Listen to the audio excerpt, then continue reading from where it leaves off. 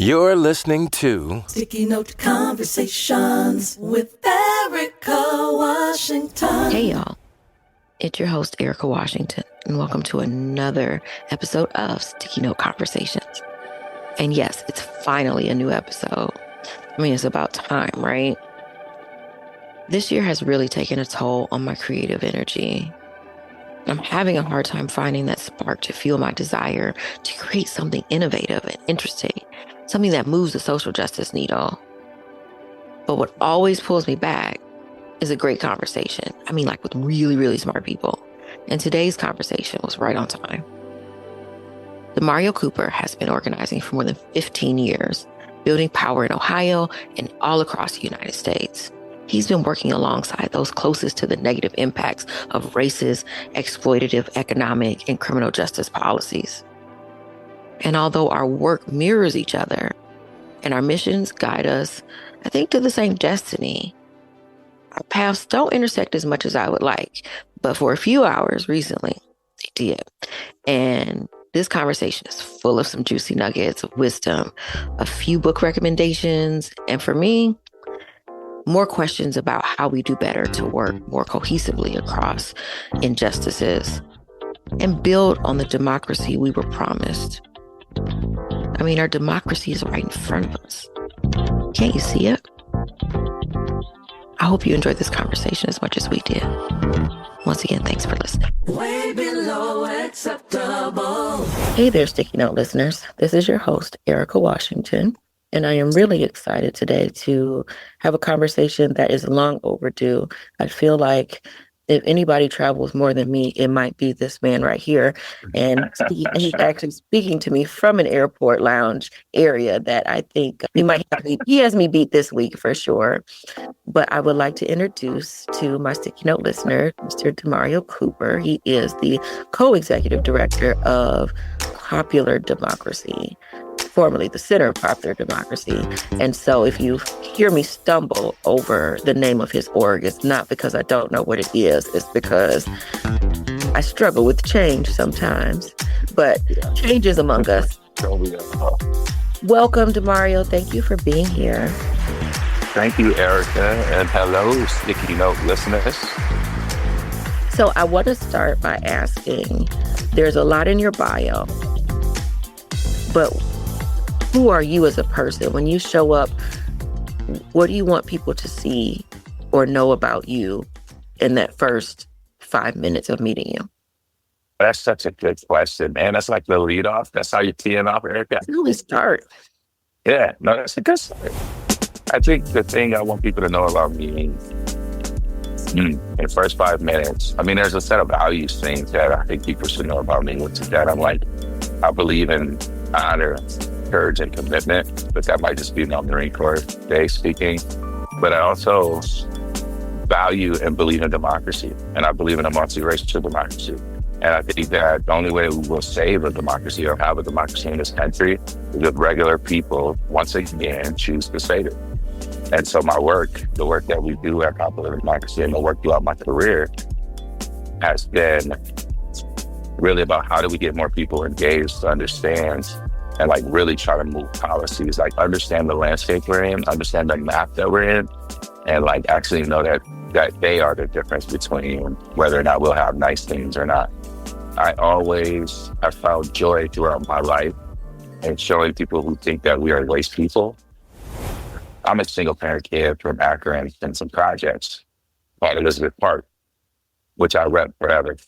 But I really enjoy when powerful people think that they can just throw us away or not listen to us, not deal with our needs, people we elected or people who are supposed to represent us. Organizing those folks, bringing them together and then showing those exact same people that you actually do have to deal with us. You have to lean into our issues. I have a real joy in that, and that might come from just being a kid and watching so many things happen to my family, to my mother, to my friends and their mothers, and just this experience of powerlessness. And then trying to find power in different ways that are unhealthy, right? We try to make up for that, this kind of social powerlessness by finding power and financial or, hustling or whatever.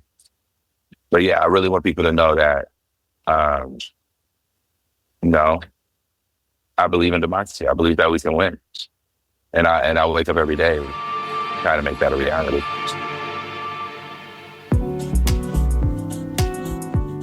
One of the things in this podcast that I always ask, and I usually ask it towards the end of the conversation about democracy, and I've gotten a plethora of answers. They've run the gamut, but I think because you started off this conversation talking about democracy and the work that you do is surrounded by democracy, I would love for you to define what democracy is, and then do we have it?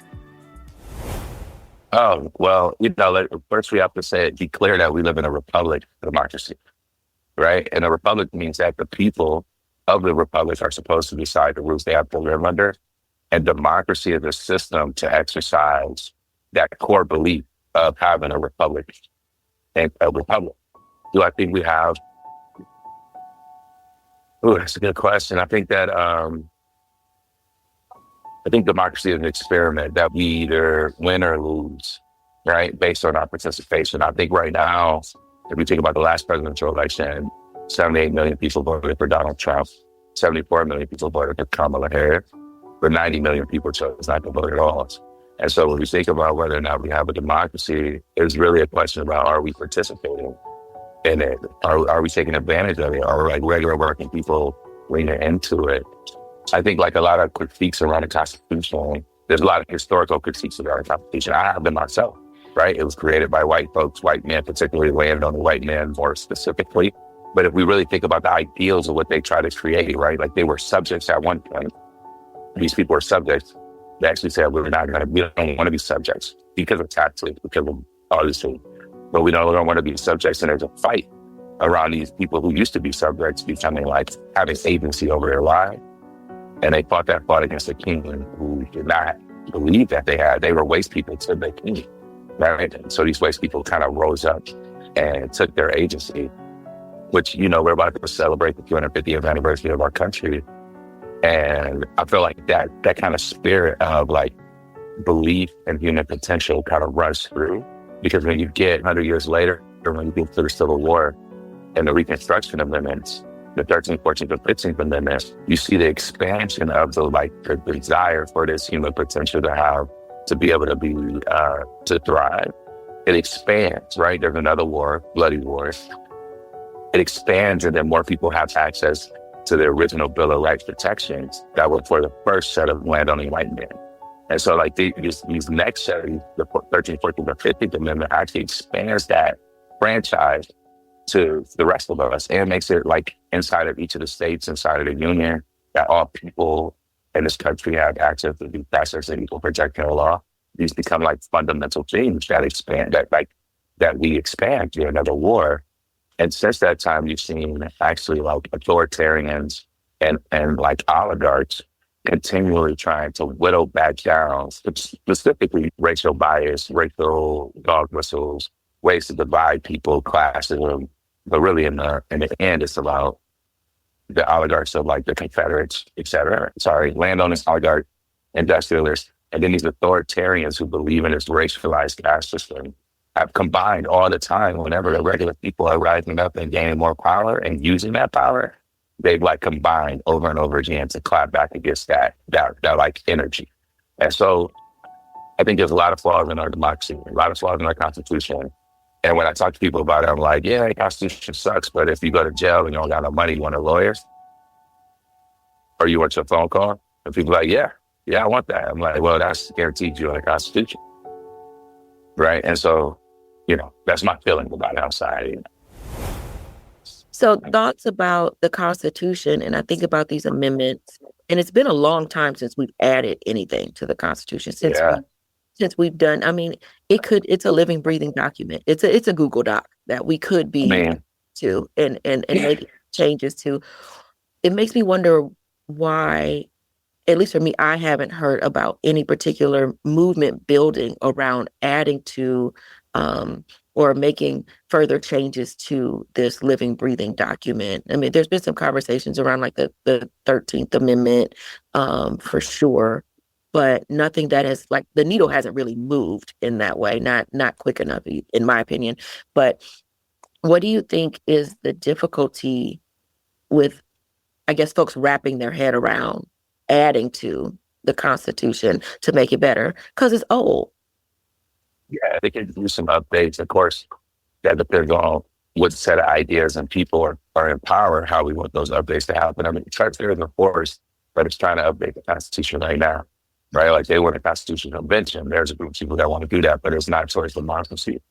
I think mostly it's that we've been trained not to pay attention to it, right? Like I was laughing with a friend of mine yesterday. I was like, yo, we never even heard about the Reconstruction in my history book in high school, right? Like I didn't even know there was a thing like that was called Reconstruction. I never knew that 400,000 enslaved Black people like ran away from their masters, joined the Union Army, and saved the country.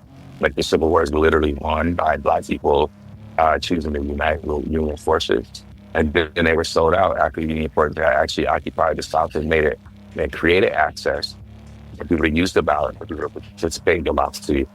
You see the creation of the Ku Klux Klan, and then this clapback in literally murdering legislators and people who could be voters. I think we don't tell that history. I think there's like a huge wound that we can't reconcile because we don't actually talk about the truth. I was listening to NPR and Tim Burns was saying it's about the new documentary he put out called The American Revolution. It just came out like one day. I was watching it last night.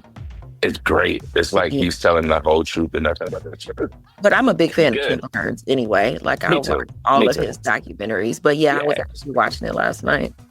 Yeah. But inside of the interview, he was just basically saying that one, it's been regular people that have stood up to protect the values inside of the Constitution, right? It wasn't that it was all about the Constitution. It was really about the quality of life of people, right? Like you have the Bill of Rights that are being sent to us saying like we have our own sovereignty, which wasn't even available to landless white males and white people, right? And then it's this institution of enslavement, which was predicted to actually create this kind of conflict that becomes a civil war.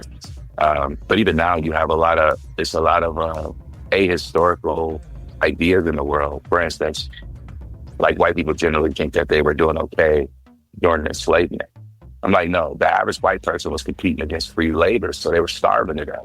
But we don't have these conversations. And I try to equate it to people like, what if every Walmart and every Target and every Dollar General was occupied by a Black free worker? Where would your sister, auntie, uncles, et cetera, where would they work if all the factories were filled with free labor, right? So this is like a historical conversation that's always rooted in like racialized capitalism and like breaking up these people workers. And I think we have a lot to do to actually have conversations across like what we perceive as this difference. And that's not the project, right? Like, but we have not been educated by even our current school system to even understand how we got the rights that we and privileges we enjoy. And so it's like, it's taken for granted. So someone who hears that white or Black, that hears that some quote unquote, some immigrant person who came here looking for a job, that it's even legal to take them away from their kids without due process of legal protection, right? Because someone framed it as illegal, but in our Constitution, it says every person on this land actually gets due process and legal protection. That's the thing that's going on with DeMareo. It's like, yo, regardless of what you want to say, the 14th Amendment says if you're in this land, you get due process and equal protection. And we're seeing that broken daily because we've not been educated, right? Like we have not been connecting history to the current moment. And this is hard for people to hear, but I think, because I am literally sitting in a diner and I got these headphones, and I don't know how loud I'm talking, and I'm pretty sure like half these people can hear what I'm saying, but I don't care because it's like the truth and important for us all to understand that like what's happening right now feels weird because it is weird.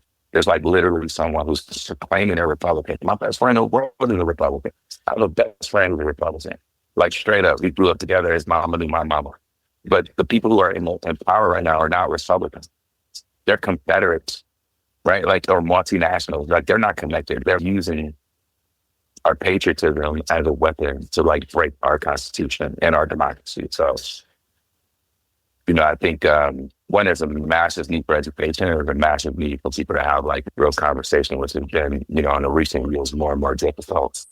The polarization and inability to listen to each other. And I think that the idea of folks not necessarily connecting the dots to history, because for a long time we've heard people say, I'm not my ancestors, or, if I lived during the civil rights movement, I would have did this, or if I was a slave, I would have, like life would have been so different because for whatever reason, they would have changed the game. Like people have these thoughts, but here we are in this moment where so many of the things that are happening are just repeats, right? It just looks different, but at the same time, it's actually the same. And then folks are sort of frozen.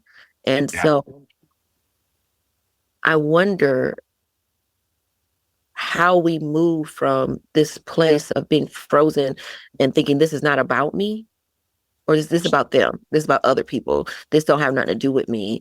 Or, I just need to mind my Black business, or whatever it is that folks are thinking, not realizing that when you come for one, you come for all, but also it is still affecting you, even if it's not necessarily someone coming at you at this moment. Economically, things are tied to what's happening with immigration, as well as the democracy and all of that. Even people talking about whether or not there'll be an election in 2026, which I can't wrap my head around why people are entertaining that thought. I guess I'm wanting to realize, like, how do organizations show up? Or is this a place for orgs to show up? Or is this more grassroots, just folks in the neighborhood having to do it, and then we working alongside them? Because I don't know, I feel like sometimes I'm in the nonprofit industrial complex sort of thing. Oh, who you telling? Oh, I so feel that way. Let me be clear. Like I'm stuck in a nonprofit industrial complex. I run a national network of nonprofits. I think, yes, what we need to do as organizations is kind of align deeper on what's the story we're telling that is collective. People talk about the bigger weeds, but really we need to understand what's the collective story we're telling that is wide enough to invite people who haven't traditionally been inside an organization, right? Popular Democracy is a network of 47 grassroots organizations across 32 states, DC, and Puerto Rico that unapologetically demand transformational change for Black, brown, and low-income communities. They upend politics as usual to forge a representative, multiracial government and society where we all thrive. No exceptions. See, most of the organizations already have political actors in them, right? We share a common language, we have an analysis, et cetera, et cetera.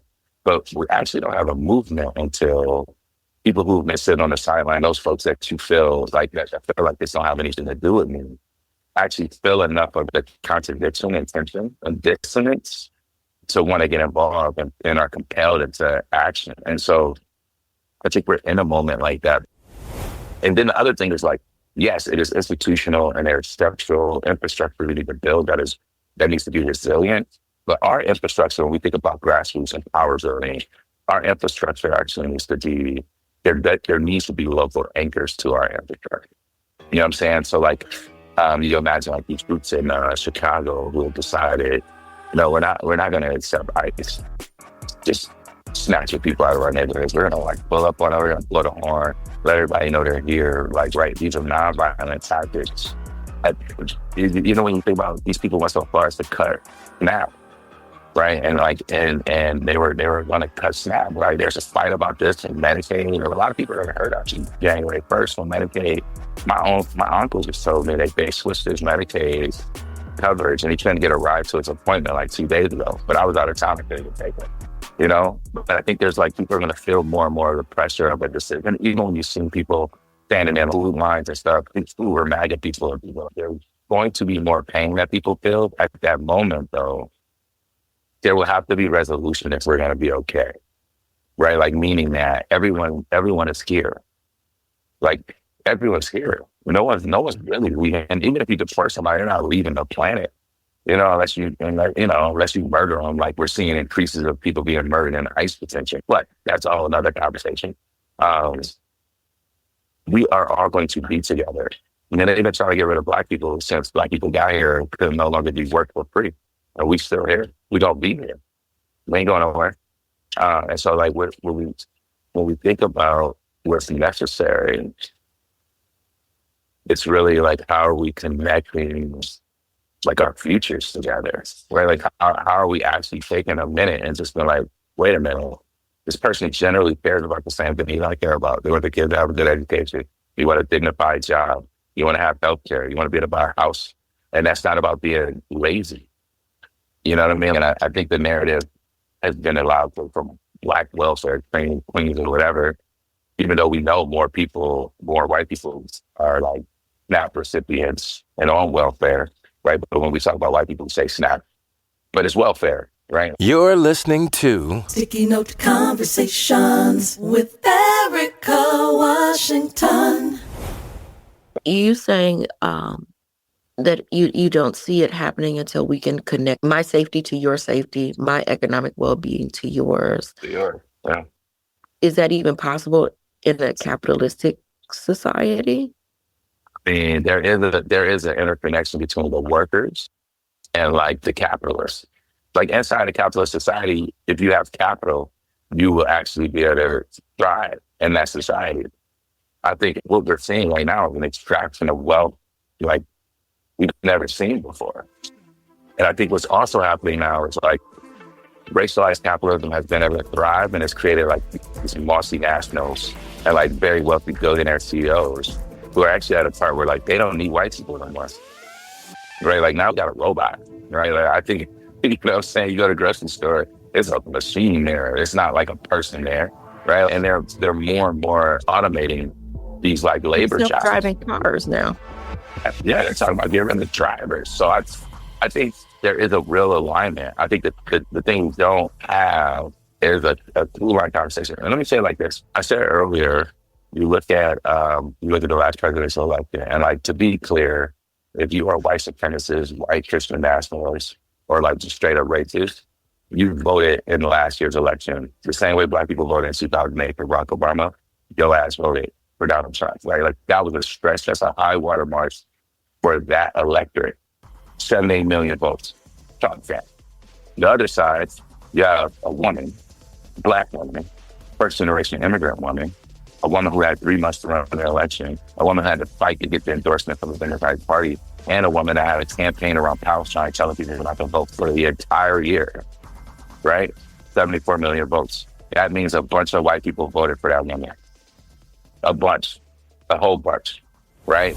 Then you look at the fact that you have 90 million people who did not participate in last election.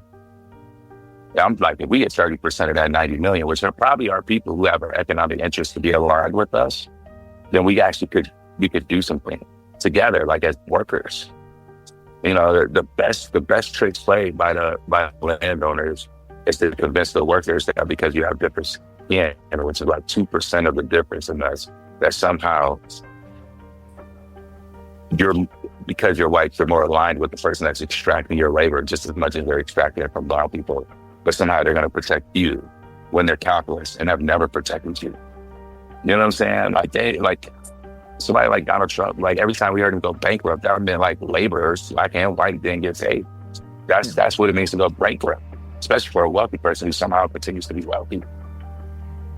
I think there's a scam, there's a slogan getting ran on working people right now. Because it feels good. It feels good. Like if you're a white person that came up in the 60s or a white man, like the world feels like it's changing on you right now. And again, I'm sitting in the middle of a diner with it's all white people in a diner and I'm in Texas. And I'm just saying it's because it's true, right? Like it's just true. If you're a white man who's been in America the last 20 years, who wouldn't feel like the world is changing? You got these women doing all this queer stuff going on. You got all this stuff going on, right? And you're like, this is changing. So then somebody shows up and is like, you know what? I'm gonna protect you. I'm gonna take care of you. I'll make sure that you got a future.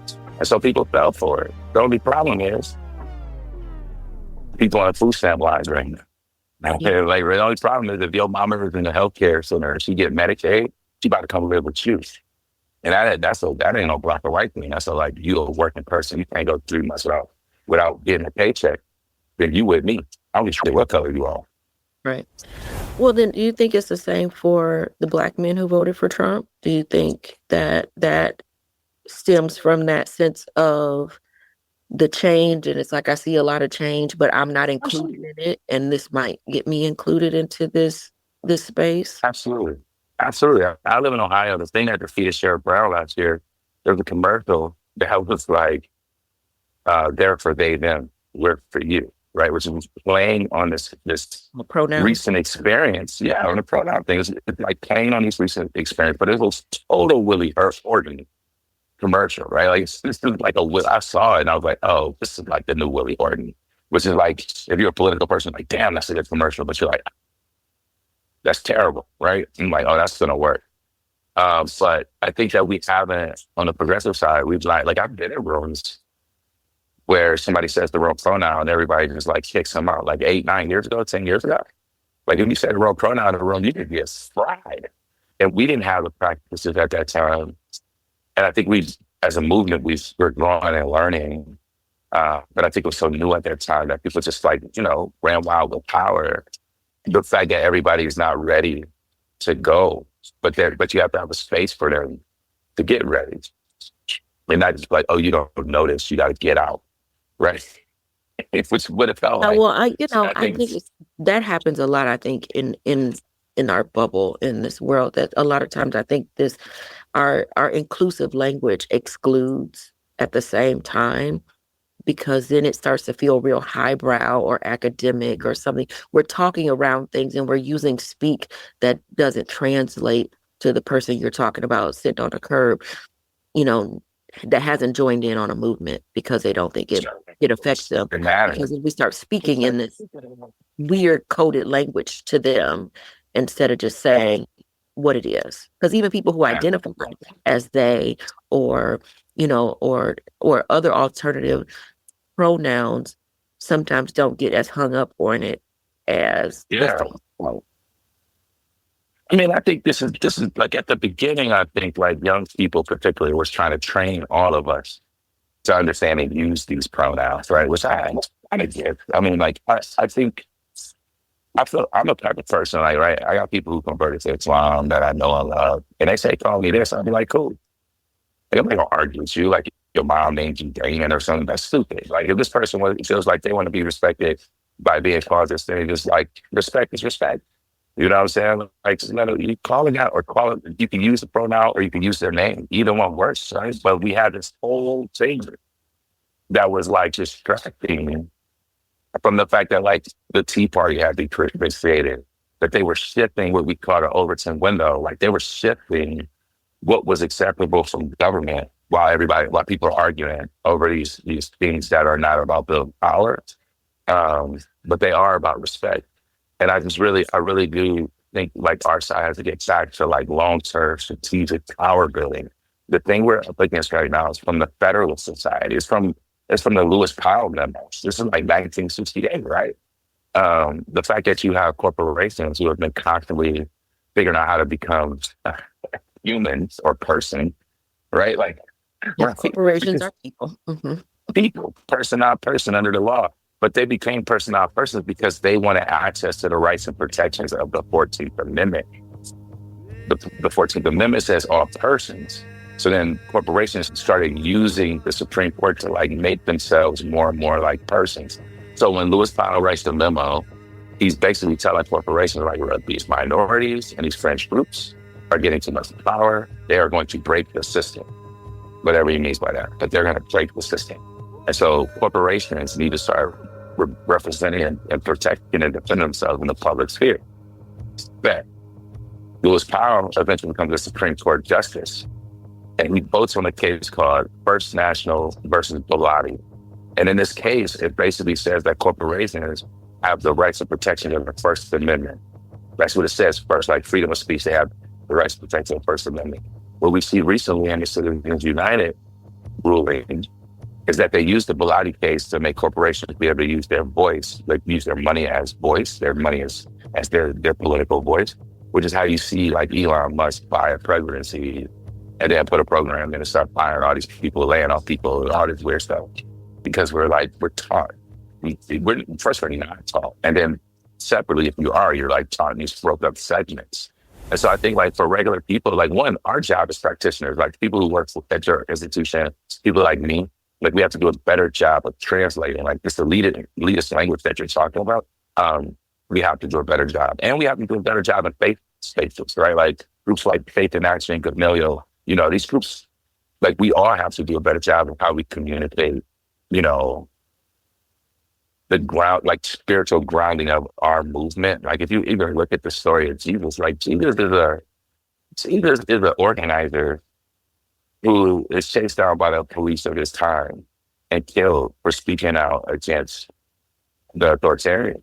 You know what I'm saying? And like his whole life, when you really think about the actions he did, they were nonviolent actions, but they also were showing people like the authority of the Roman Empire is not superseded by the authority of his creator or his father or God or whatever, right? We really have lost the narrative on that. And like there's a whole other type of Christianity being moved in the world that is not aligned with things that are in the Bible. And so I think we have a lot of work to do to actually lean into talking across differences. I think in a moment it's very dangerous though, because you have a president that's convinced people that it's okay to put military forces in our communities. I wonder with parents of kids who are deployed in National Guard, how they feel about it. Like my kid is being deployed to do a thing that is hard to explain. And like myself, I'm a Marine. I'm Marine Corps boot camp. I love the Corps. We don't take oaths to humans.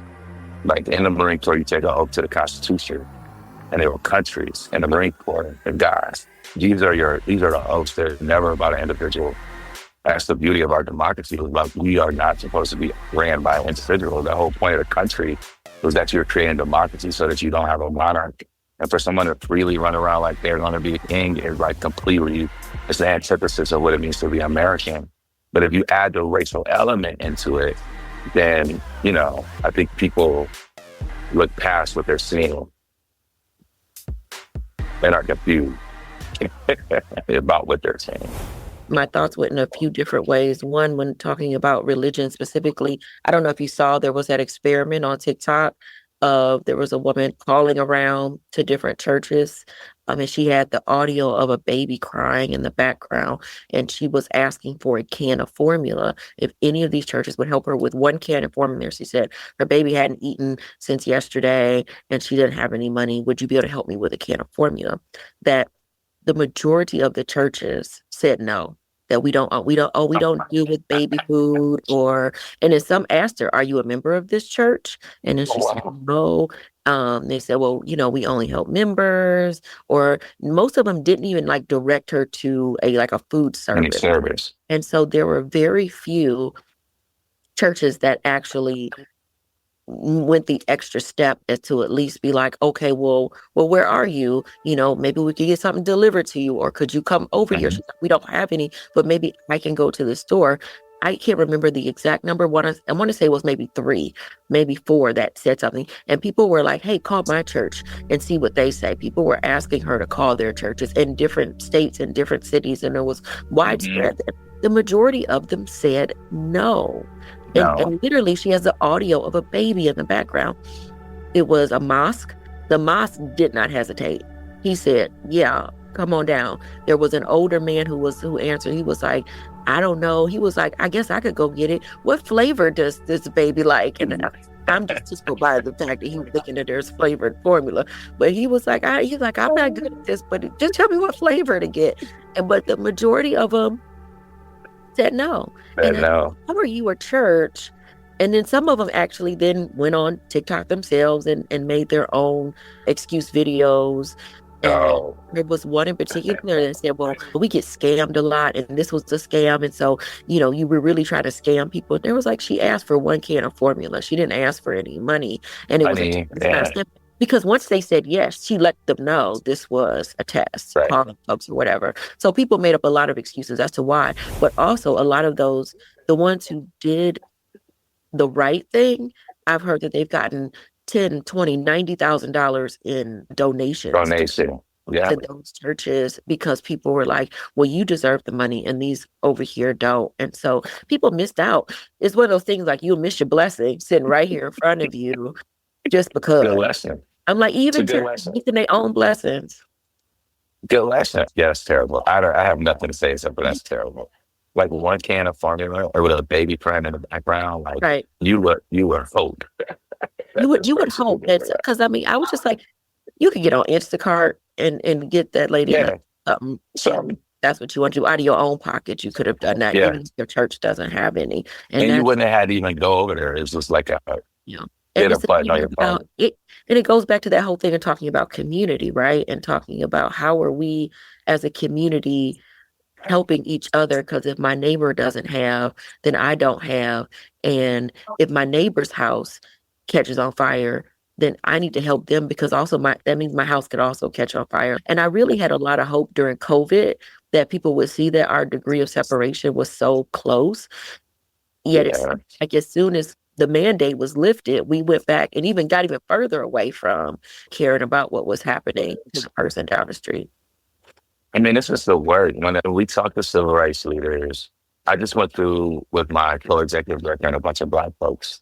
We went through Kenya and nonviolence training at the Alex Haley farm. And what I constantly hear from civil rights leaders from the time, like actual frontline folks, is that what they had to do to get someone to, if you ever been to Edna Pettus Bridge, you realize like you can't see the other side of the bridge, right? And when you go to that bridge, it's not a flat bridge, it's a arch. So you can't see the other side. And I always ask civil rights leaders, I'm like, how did y'all get people, like by all intents in somebody's life, Roger and Selma, Alabama, right? You think you're gonna die on the other side of this bridge, right? Like this is it. How do you get somebody to that point? And they would always say, our mission was about how we are together. Like the actual real part of civil rights movement was about how people have to be different together. You know what I'm saying? Like there's no, like, and even when you think about King and nonviolence, like, you know, in his theory, he's like, we're all gonna be here. There has to be a resolution, or there will continually be retaliation, you know, until there'll be a war or nothing. So they're all going to be here.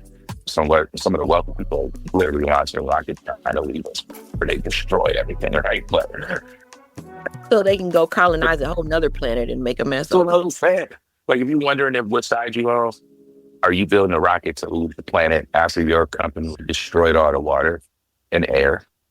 If you're not one of those people, then you're probably on my side. Hey, y'all. It's your girl, Erika. And you may or may not know, but this past week was Giving Tuesday, the biggest day of the year where nonprofits basically beg for your money, you know, to keep us open and keep us thriving. And so don't fret if you missed it, because we take donations 24 hours a day, 7 days a week. Just head to our website, makeitworknevada.org, and hit the donate button and help us keep this show on the air, help us bring some new shows into 2026 and other creative things that we can do to move the social justice needle. Every little bit helps, and everything that you donate goes back out into the community in ways for us to show up, show out, and help us collectively create the world we all want to live in. My name is DaMareo Cooper, and this is Sticky Note Conversations with Erika Washington. Now back to our conversation with Erika and DaMareo. There's a thing, because, you know, Jim Crow tastes good to people, even now. As long as I'm better than, I could take whatever was coming at me. And that's what's happening, because people are getting their eyes knocked in right now. And think of how many senior homes, medical centers, if you're in a rural area, we've been losing healthcare this entire time. You know what I'm saying? How many families once next year we're having a SNAP fight again? How many people are going to be calling their family trying to get food? How many people were close to doing that right now? Just a couple weeks ago. Right? I don't know how else to tell people that we have more in common than we have different. But I think it feels good for people to think that they're somehow elite to another group of people. And that gets used by the actual elites to continue to take stuff from all of us, you know? So yeah, I think that's where the self-esteem comes in. And as long as you have somebody worse off than you, as long as there's somebody, you know, that you could shit on, then and it's not so bad. It's like, that's not me. I'm doing better. You know, that's very, very true. But how good could we be doing if we all were like, let's just do good together? Like, what if we were like, you know what, all the kids need to be educated and have holidays. And especially for us right now, I'm gonna be old, but they ain't gonna be no Social Security. I need a bunch of trades doctors. I Well, want say to see that's where people your who, that's where your children come in. That's gonna have to be your retirement plan. yeah, that's where they're putting us instead of us like creating a society where we grow great humans to take care of our old selves, right? And then those humans like grow more great humans. We're out here like, no, I want to grow my human, like my group of people based on these attributes or like physical appearance stuff. But underneath it, it's just eroding our social networks. Like you said, like the neighbor, can your neighbor come over and get food if they need it? Can your neighbor come? Can you go to your neighbors if you need to? Or are y'all in this like the Joneses competition about who got the newest truck or any or whatever, which then make it hard to actually go ask somebody when you need help. And then that isolation, just it's like, well, they say we're in an epidemic of loneliness as a society. It's not the way we're supposed to be. But also, you know, I think it's a question about democracy and it being like more localized and closer to community. I read this quote, they were like, if you went to an airport, which I'm in, that like the time you walk to an airport, you walk past more human beings than most human beings ever met in their entire life. Like, we're more connected than like if you think about the 10, 20,000 years of human life on this planet, like we're seeing more people today than our ancestors ever saw. And so I think there's a way that could be useful, but we've used most of these tools to create more and more division. Like an algorithm sends me something different than it sends the other folks in this room about what's true and what's not true. And it requires us to like have a conversation with each other. You know, like there has to be courage in that. And we try to train people in that. Like that's part of what we're doing. It's like, one, how are you grounded in your own purpose? If you're a faith-based person, how are you grounded in your faith to actually reach across difference and have a conversation and like listen to somebody, hear what they think, and then make a decision. It's like people you just looking at each other, oh, you white, and so you must like Trump, and you're black, and so you're black. You're like insanity. But what is true is there's more people like me and you. I think Popular Democracy, our organization, is really trying to lean into that and lean into the fact that when Black Lives Matter was like a thing and really moving, I think people looked at it was just about Black people. But it was a humanistic statement because we know historically Black people have been the most devalued humans on the planet since colonization and European expansion. They put it in writing that we weren't human. Yeah. Yes. I mean, like they barely question if we are or are not humans. And so if Black lives matter as human beings on the earth, then all lives matter. But then they say all lives matter. And it was like about police and carceral and punishment and all that shit. And that's weird because like, how are you saying all lives matter, but you don't want to separate little 4-year-olds from a 25-year-old mama who grew up here for 22 years of her life? How do all lives matter then? How the hell is that even some Christian or like, how does that, I don't want that to represent a country. Yeah. I think more people are starting to feel that way, but they don't have the vehicles to be like, yeah, I might have made the wrong choice. You feel what I'm saying? And now you're down the rabbit hole because you done talked all this shit. And that was weird. And you're like, oh, I cannot say anything about it. But yes, we always have access to tell truth. That goes back to that question around Black men voting for Trump. Like, I think that the ones that I've come across, I feel like when they say it, they sort of almost like a confessional or something. Like, well, I voted for Trump. And then there's this big old like explanation behind it. Even if I ain't asked you no questions, I'm not asking you to defend. You just telling me, and then and you got this. You vomited up all these excuses about why, when you think it's all right and jobs, China, and whatever, is, and it's like, okay, so that was your reasoning why, and all the rest of it doesn't matter. And so it makes me think about most voters are one issue voters, I guess, or people when they think about voting, they're thinking about one particular issue, because there's this space of like, if you didn't like Donald Trump, but you also didn't like Kamala, or you just don't like Democratic Party and you didn't like Donald Trump, and then you have the people that 90 million who sat out, but there's no other viable option to vote for. I mean, you could vote third party, but it just doesn't really go anywhere. It's like wasting their vote. Thank you. It would be like wasting their vote. Right. Yeah. So then, like, what's the answer to somebody who is a Democratic Party ain't and they not standing on business, which I could certainly agree with. And then on the other hand, it's like, well, there's Donald Trump. And he's standing on somebody's standing on some business. I think black men who voted for Donald Trump, there's like a lot of men who voted for Donald Trump. It's painful being a man in American society. And what he offered for a lot of people was like, it ain't your fault. It's their fault. You know what I'm saying? I think a lot of black men, I think a lot of men are hurt.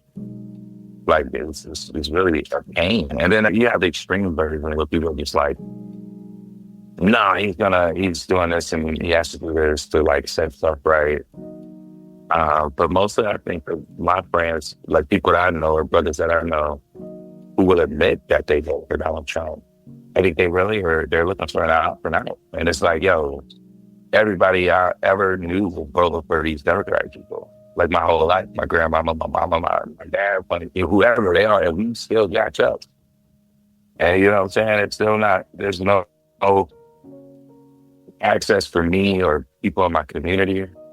And then at the same time, you have a narrative that was being like these cities that are the least safe are democratically ran cities, but we don't talk about the like capital, right? We don't talk about the banking industry, the financial industry, the financialization, the access to resources, access to capital. Can I get it wrong, right? These things are not, we don't discuss that.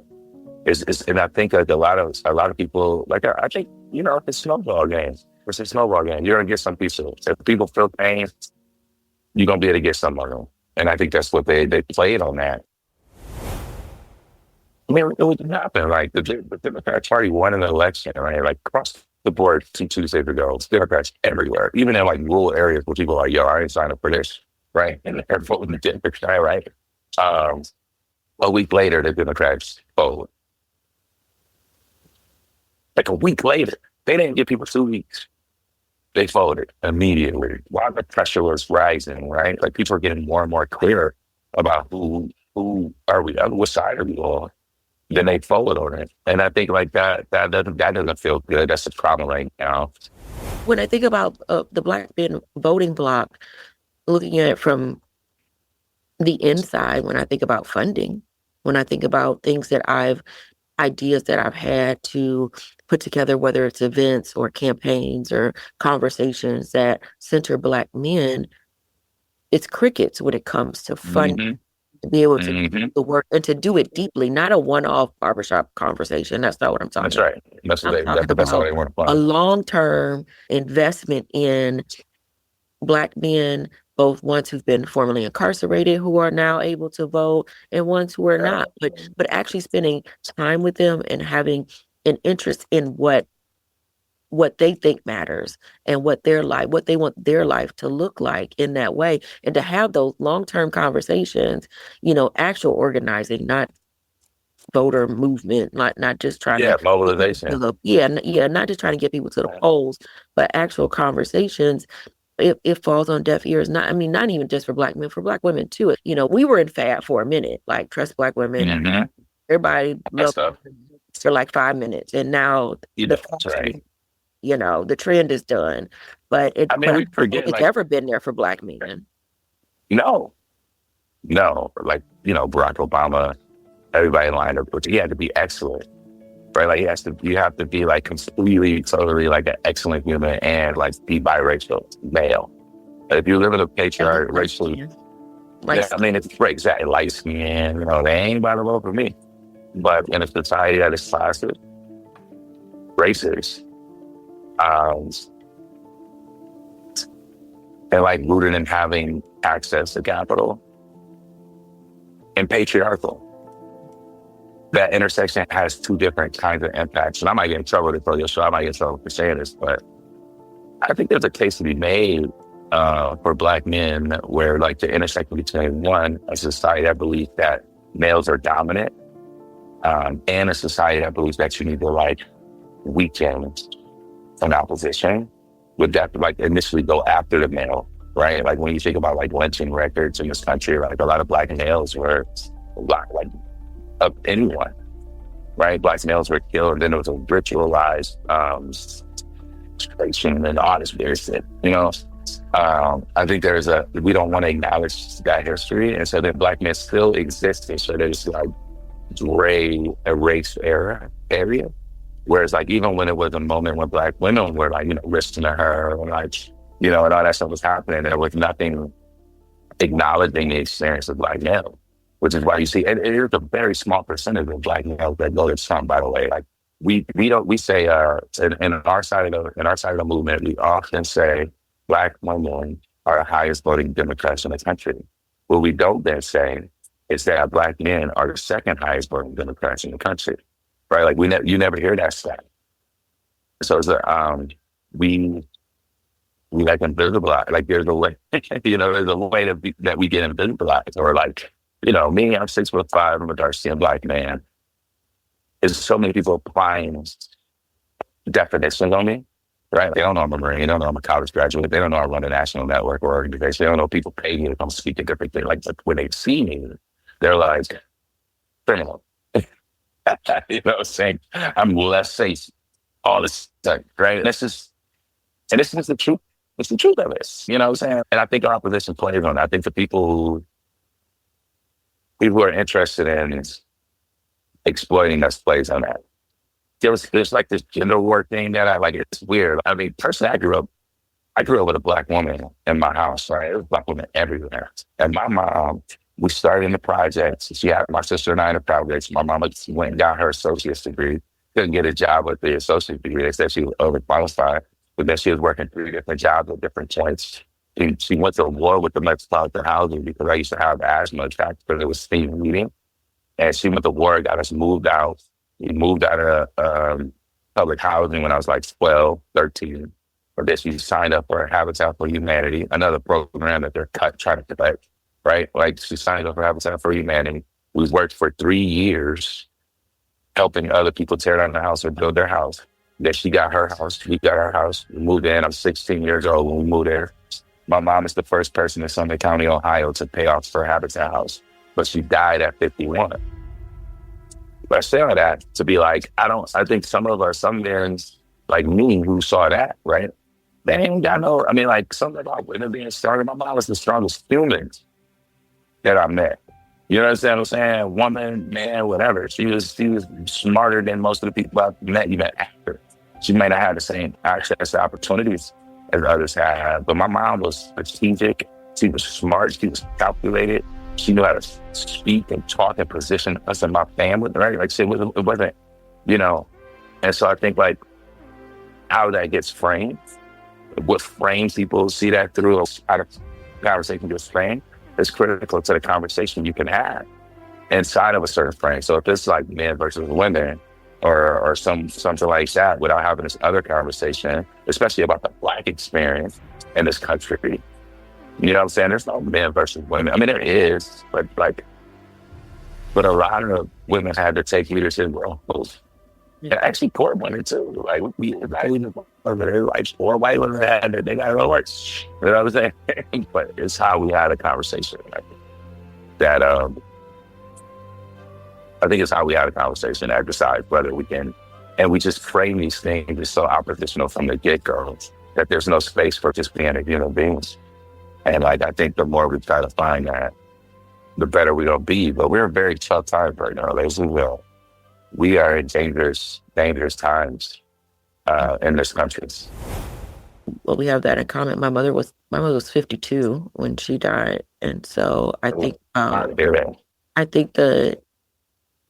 think about there's so many Black folks that just didn't get an opportunity to live, and they spent so much time fighting to live, fighting to thrive, fighting to get to a space, and then didn't really make it there. And so we're always intersecting health into the work as well, because without health, then like, what's the point of any of it if we can't actually enjoy our lives and our children? But I wanted to ask you about Popular Democracies, just so folks know, what is it? What is your mission? What is the purpose of your organization? We try to build governance power for working people. That's what we're doing. We focus in Black and brown communities and low-income communities. We are about 50 affiliates in 35 states, DC, and Puerto Rico. Some of them are regional, some are in one city, some of them are statewide organizations. But the thing that they're all trying to do is build power with and for working people. So we think about our networks, our affiliates network, as like a place of practice and a place of praxis, meaning that we learn together, we study together. So as the popular democracy is like the kind of central nucleus of the network, we help build affiliates. We've grown and developed affiliates. We help train organizers. We help them with messaging sometimes, but then we raise money and we subgrant to those affiliates as well.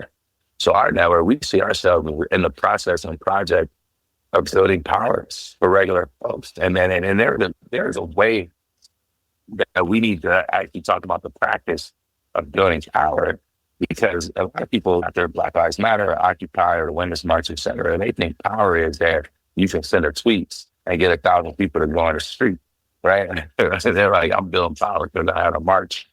But actually, movement moments don't see justice. You have to build organizations that see justice, because the organizations we are up against are eternal.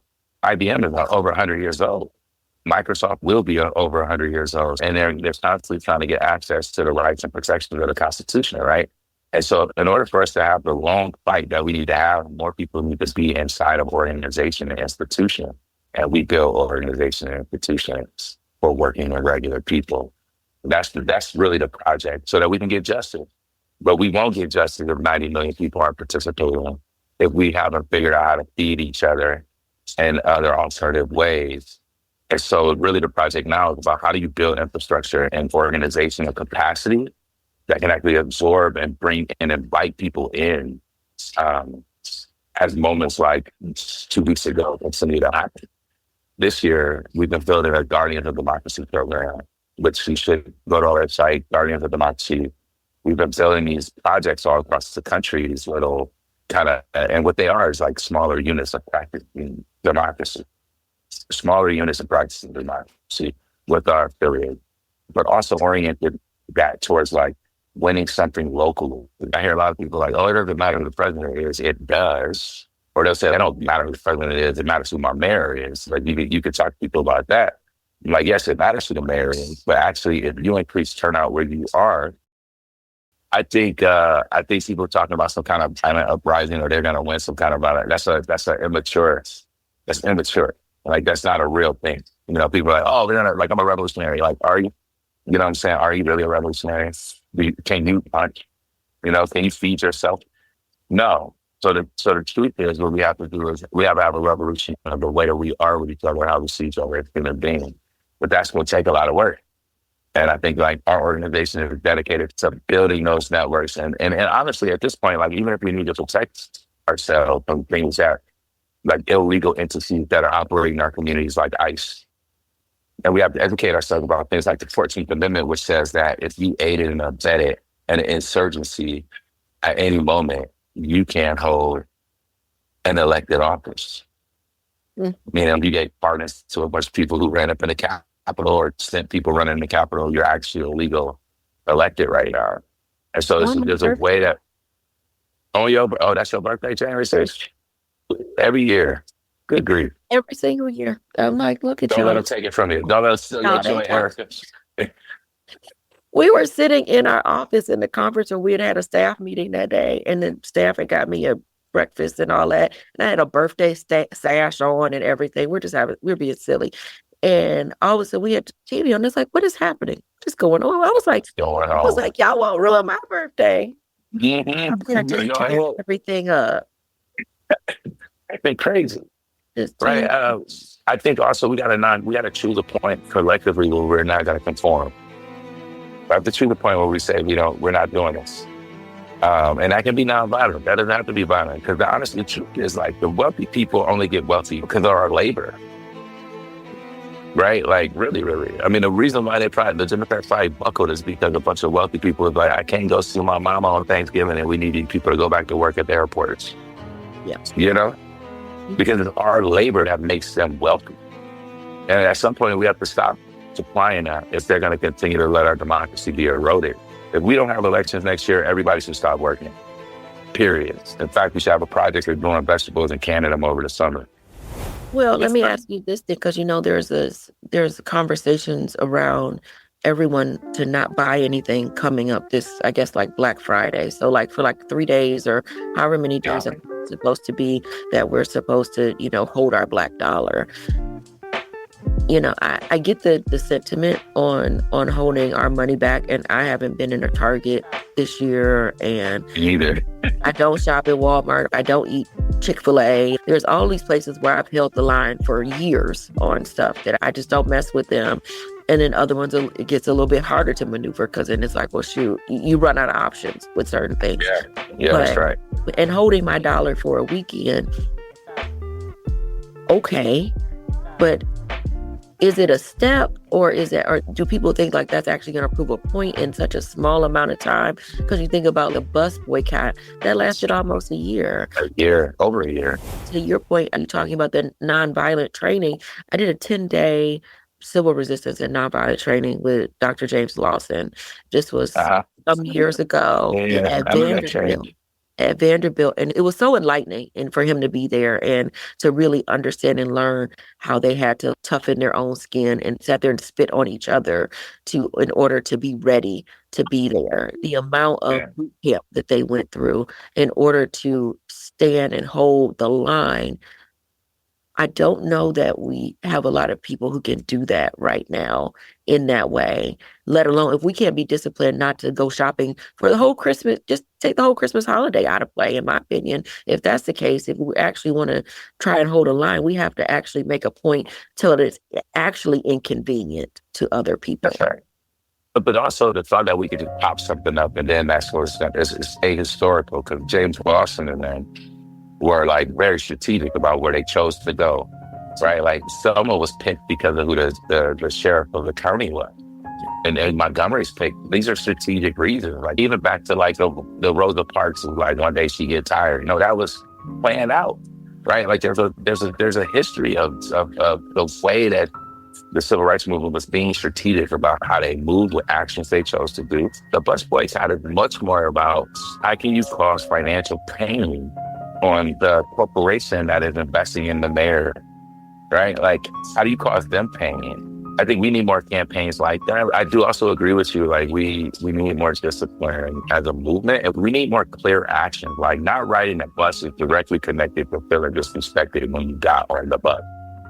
You feel what I'm saying? Like, people who were like already feeling disrespected, that was already had heat in the community, but then they actually built in a transportation system. They had Uber.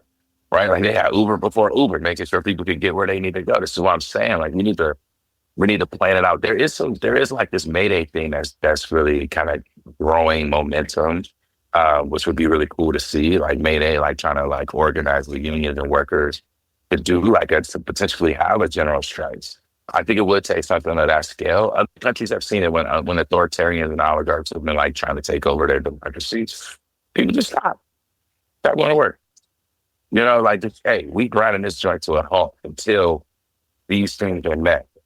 But I think we're building the muscle for that now, which is part of like our guardians, it's part of like national networks coming together, trying to figure out what to do, unions coming together, trying to figure out what to do.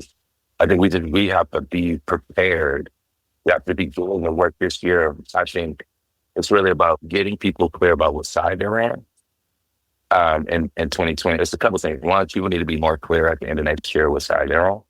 We need to move and motivate as many people as we can to actually participate, not just in elections, but in civic life, like that you have a place in civic life. And then I think, I think we all got to figure out how to work better with each other. But we're in that process. Someone told me if you want to build trust with somebody, rob a bank. So it just means we got to do stuff together, right? Like we have to continue to stay in a room and continue to want to work with each other. And like, we will figure it out. I mean, it may get worse before it gets better. That could be true. I don't believe in the end that they have enough people that will go along with the things that the oligarch and authoritarians are trying to do. But that we're running out of time. It is true. They're crossing all these red lines. There's the thing about the 14th Amendment that is critical, because if they get rid of birthright citizenship, you and I are not citizens. Even though they're talking a lot about immigrants, this, that, and other, changing birthright citizenship. If birthright citizenship changes in America, then Black people will lose access to due process and equal protection of the law. When you were talking earlier about where we have things in common, this is a very clear one. Then they're like, oh, this was made for descendants of African slaves and all this stuff. But the truth of the matter is, if you change due process, equal protection of the law or birthright citizenship, it's changed for everyone. I mean, even white people will have an impact of like, it says all persons in the United States gets due process and equal protection. If they get rid of that clause, even white people's ability to have due process and equal protection becomes questioned. So again, go back to the Black Lives Matter thing. When Black people get access to something, everyone gets access to it. And so that's something we should be paying attention to. But, you know, I do believe that we really will win. I believe that there are a bunch of people that's waiting for a conversation that no one's bringing to them. We spent 20 years of throwing trash on people's porches. You know what I'm saying? Like during election season, we give a flyer here or there, but actually the work of somebody sitting down and having a conversation with somebody is still an effective strategy to get more people to join it. So I'm hoping for more of that. So I always tell people that this job, which I didn't know was a job before, I didn't know that I could do this for a living, that I could rabble rouse and organize alongside for Black women and get paid for it and have health insurance. I tell people all the time, I'm blessed and I am thankful. You know, it got me through a lot of years of raising my children and being able to raise them well. And but there's also no air between the work and my life. So because I'm living the work, like I can't turn off being a Black woman. I can't turn off my life experiences, and it's the work that I'm trying to do. So it makes me think about, for you, are you able to like dial it back and turn it off and not think about democracy and the plight of our world as you are also raising my boy, my son. Your son. You just have just one son?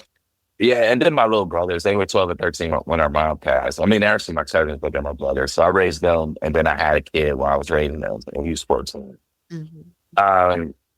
Every day I wake up and I breathe. Like most days, I ain't gonna say every day, that's a lie. But I would say 80% of the days in a year, I wake up and the first thing I do is sit on the side of my bed and just close my eyes and just normally breathe in and out for 10 minutes. And just try to not think about anything. And remember, I love Most Steps, and and whenever his album starts with, people get better when they know that they're valuable. And you're not valuable because you have money or you look a certain way. You're valuable because you were made by God. And that you are here. And so there's a way to remember that. And like, you know, your mom passed when she was young. My mom passed when she was young.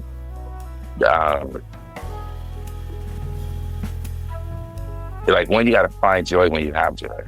And you have to choose joy sometimes, you know what I'm saying? But like, breathing is critical. And I'm also kind of like, you know, what else would I be doing right now?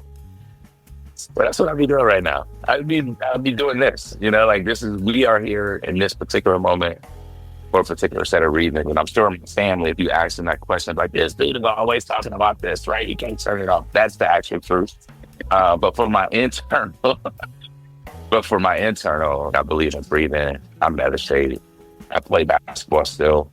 But people know me, like I have these like waves, and I believe in moving energy. You have to move energy, you know, and then you have to laugh and you have to like, you know, enjoy it. But I do spend probably like 80% of my waking hours, 85%. This is what's happening in my brain, right? Like I'm trying to figure this puzzle out. Yeah, even when I'm reading or watching a movie or something, I can connect it back to almost anything. So let's talk about reproductive justice and how this man, it could be a rom-com, it don't matter. And I'm like, there's some stuff happening. Is there anything that's changing? Anything you're reading that you can't pull yourself from? Yeah, right now I'm reading this Political Process and Development of Black Insurgencies by Doug McAdams. It's a classic. I'm kind of rereading it. It's Political Process and the Development of Black Insurgency, 1930s for 1970. It's the second edition of what I'm reading. And that's been really good. I just finished a really good book called Founding Son. It's about John Bingham. He's from Ohio, but he's the person who wrote the Due Process and Equal Protection Clause inside the 14th Amendment. Great book. Great book. It helps you understand like what they were actually trying to do when they wrote the 14th Amendment. But the thing that, and we'll see what else. I just read those two books. This one is the one I'm carrying around with me now. I'm always carrying a book. I always have a book from listening to books or just trying to, again, educate myself as much as I can and process. But the thing I do want to say before we leave, and I know we're getting close to time, the thing I want to say is everything we care about is anchored on the 14th Amendment. Most of the things that we have won has been anchored on the 14th Amendment. And I'm going to say that in this way. So like reproductive rights, Roe was the 14th Amendment win. Gravity Board of Education was the 14th Amendment win. The Loving case, which allowed interracial marriage, was a 14th Amendment win, which was what marriage equality was based on, right? It was the Loving case, 14th Amendment win. We think about healthcare rights and fighting, of course, immigration as a foundational 14th Amendment thing, because the immigration clause comes from when these 400,000 Black people steal themselves and escape from enslavement, join the Union Army, and help the Union win. Also, the Union would not have won the Civil War without these 400,000 Black people joining the Union Army and winning the war. Part of the war was the 13th, 14th, and 15th Amendments. The 13th Amendment says no human can own another human. It doesn't say a state can't own you. That's why you duly convicted, you become state property, and then they lease you out to an individual. The 14th Amendment says all persons born here are citizens. And the reason why it says that is because after the Civil War, the Congress is trying to figure out what do you do with these 4 million people who used to be like a lawnmower, right? Like they were cattle. So what do you do with them? And they were like, okay, the way to solve that is if you're born here, you're a citizen. Very simple, very easy. And now that gives access to all kinds of people who are born here and to become citizens and have access to the freedom, rights and freedoms of Americans. And I think a lot of brown people need to know that. And a lot of Black people need to know that. It's like the reason why there's an immigration at all, where like why people would come here and are born here, are citizens, and we're having this fight, is because of our ancestors fighting and creating those like the Bill of Rights and access to the Bill of Rights for more people. And so I think that's just important. And the 15th Amendment, of course, gives Black men the right to vote because women don't get to vote to the 19th Amendment. But so many of these things, like the Civil Rights Act, when they're talking about Section 5 and 2 right now, that's all rooted in the 14th Amendment of the United States Constitution. So we need to make sure as a people or anyone who's listening to this podcast, radio show, to the Sticky Note show, one sticky note needs to be like, yo, go learn about the 14th Amendment. Go learn what that is and how much it impacts and affects our life. It's because it is the 14th Amendment is the America that we experience and fight for and want. We're like all kinds of people have equal protection under the law, that you are like loved who you want to love, that you have control over your own body, that we have education for kids. All these things are sitting there. Even affirmative actions was a 14th Amendment win. And what you see is the other side since the Federalist Society and that John, what's his name, Lewis Powell and Lee Atwater and the Southern Strike, like they have been reacting to the fact that the Civil Rights Movement used the 14th Amendment to create more access to voting. And when you hear someone saying "Make America Great Again," they think you're talking about before Martin Luther King. They are not talking about before Martin Luther King. They are talking about before the 14th Amendment of the United States Constitution, because that's what gives people the rights and protections that we have today. That's why everybody gets them. And so I just think before we leave, I recut that up. I definitely want to say that to people. I want people to hear that. And it's important for us to understand it. And that we need each other to win. We need each other to win. It's not going to be any racial victory without a multiracial victory. Last two questions. One, where do you think reparations falls into all this? Do you think it's a necessity and for us to be able to move into a next chapter that feels more equitable for Black folks? And do you think that would even tie up some loose ends as far as being made whole and feeling human and feeling like we are that the group is accepted as whole human beings? I believe Black people should get reparations. How we did it, I'm kind of like up for discussion on. I sort of feel like Dave Chappelle might not be wrong, right? Like if a bunch of people just got, $1 million checks right now, in the mind state that we're in, we just go buy a bunch of cars. You know what I'm saying? Like, are we gonna build infrastructure? Some people will. And then you still have some Black people like me, I would say probably, because I'm not buying none of that stuff. But if y'all want to give y'all money away, I'm gonna figure out how to get part of your $1 million so I could build a town for my people, right? There's gonna be a couple of people like that. I think that a reckoning would happen historically in this country is necessary for us to have resolution. If we say, give me money and that's going to fix it, then we fall into this capitalist trap of thinking that money is going to fix the problem that we really have. This society has a gash in it that we keep putting Band-Aids and all this stuff, but we're not healing the gash so it comes back, right? Like, even if we do get reparations, we're very under. We don't build our own Black America, that would be joke, don't get me wrong. But it's more than that. It's more than money. Reparations means like acknowledging the history, the struggle. Reparations means acknowledging like what our people have done to make this country. Reparations really means making sure that people understand that 400,000 Black people escaped from enslavement, like a bunch of heroes, joined the Union Army and saved this country, right? Like reparations is deeper than just like getting checks. Because 48 in a meal right now is probably, who knows how much that is, but creating equitable justice systems. And I'm not one that thinks that we should not add on to the Constitution. Like we need to update and adjust. And we probably need some money too. I think all above is probably true. Reparations will be in order, but that could include like everyone gets to go to Africa for, you get a trip to Africa so that you can go and like have that experience, or like free higher education for Black people for the next 150 years, or what, you know what I'm saying? It could be a lot of different things, or just like allowing us to get us bank loans, or like a matching federal thing to let people get loans to start businesses. Like it can look a bunch of different ways. I think we as a people need to have a discussion about what that really means. I don't think reparations out to right now is off the table, clearly, because we have like Confederates who are running the country. But yeah, I'm not somebody who shouldn't get reparations. I think there is a way to put people back on an equal financial footing. But I don't even know how you would calculate that when 100 million people are stolen from the continent. Millions and millions are still, are in the ocean. So I don't know how we would calculate that. Yeah, I have some ideas on it, but I'll save that for another time. My reparations, like I tie it to. Yeah, I want to hear. I tie it to reproductive justice specifically, and I tie it to investments in communities as well. For example, like Johnson & Johnson and the stuff that they did that with the baby powder and the ovarian cancer and all of that. When I think about the layers of chemicals that have been put in our bodies that have caused people to be infertile, and or you talk about Mississippi appendectomies, you talk about Tuskegee.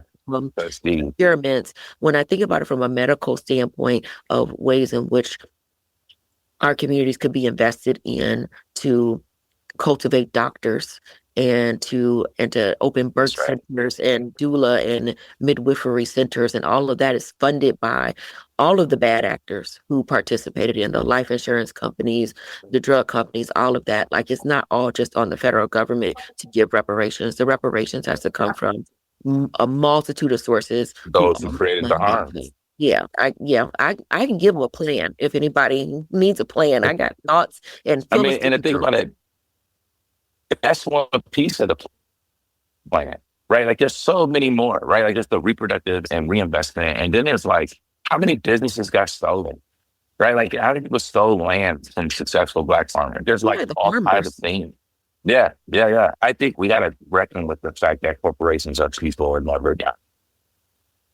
Because a corporation is built with a particular ideology, and then everyone who gets to lead that corporation carries that ideology. So even if the founder dies, the idea still lives. And we don't have anything except for the government, federal governments, local governments to check that power, right? And I think if we're ever gonna get those corporations that you were talking about down to pay or sort of pressure to pay reparations, it's gonna be because we have built enough governing powers in this country to force pieces of legislation to reflect that idea.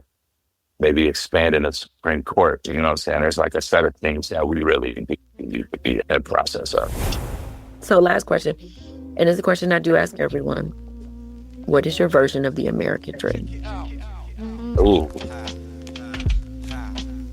That's a good question. So, like, my American dream is like my family and families that live around my family have enough to buy a house. All our kids are getting great educations. We have healthcare. We have food, right? And there's not so many billionaires. I think, like, we should not have billionaires. It's an insane proposition for human beings to have billionaires. Like, there should be no billionaires. If you make more than whatever $100 million, all the rest of that goes back to the society and the full potential of the human being and what that means. I mean, we don't even know what's possible if we actually invested in all the human potential in this country or in the planet. And that, like, the American dream is that, like, America really could be a beacon for a society where humans can really thrive. And that we actually try to move that across, not like fake thriving, secret racism or whatever the hell we got going on now, but like real, truly thriving. That's my American dream. There's enough for everybody. And that we are creating a society that is oriented towards investing in the potential of people, investing in human potential. Right now, our country invests in human mistakes. Right? Like, we try to exploit people based on you don't think you look this good, or you made this mistake, or I'm trying to trick you or scam you or in some kind of way, because the economic system here is based on I cannot pay the least amount for it and charge the most amount for it. Like, the basic premises of the economic system is hustling, scamming. You know what I'm saying? Like, it would be cool if a part of that wasn't that. It was like, actually, we have a government that's like, okay, you made your money. You good. You still gonna be rich no matter what. Let's just make sure all these kids can eat and got a good school and laptops and safe communities. Let's reduce the number of prisons we're building, because we know prisons don't work. We know they don't work. We've been doing this for decades and decades. We don't need this many prisons. We need more drug treatment, trauma recovery, mental health services. We need more community-based safety teams. We need, you know what I'm saying? So I would like to see those things. I would like to see us create a system, a society that, like, conspires to unleash, like, human potential. But that's my American dream. Straight up. I hope that for my grandchildren or great-grandchildren. Everything I do today, we wake up on some 7 generations, right? What you do today impacts 7 generations. If you're thinking about that, it's going to change what you do with your days, which is probably why my family's like, you can't stop thinking about this. Yeah, we plant the seeds in the garden that we are feeding our great-great-grandchildren from. That's right. That's right. Thank you, DeMareo. I appreciate your time. I'm glad we were finally able to have the conversation. I knew it would be a good conversation, and I think that everyone will enjoy it. And hopefully we'll have you back on to talk more about whatever the heck is going on in these here democratic streets that we are trying to pave with all the good and liberation that we can. But I appreciate you, and thank you so much. That's right. Thanks for listening to Sticky Note Conversations with Erika Washington. Hosted and executively produced by Erika Washington, with editing by Black Gypsy LLC and Simone Endres. Special thanks to KUNV 91.5 in Las Vegas. This show is powered by Make It Work Nevada, a project of Tides Advocacy. And a special thank you to Grove GT Teague and Eno Savad, who made our new theme song, Way Below Acceptable.